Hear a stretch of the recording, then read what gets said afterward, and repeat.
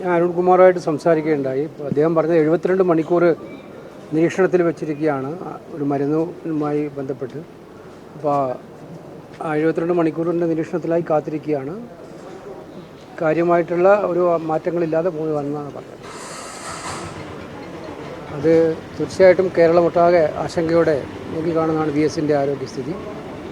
അദ്ദേഹം സുഖം പ്രാപിക്കുമെന്നുള്ള പൂർണ്ണമായ വിശ്വാസത്തിൽ തന്നെയാണ് നമ്മളെല്ലാവരും.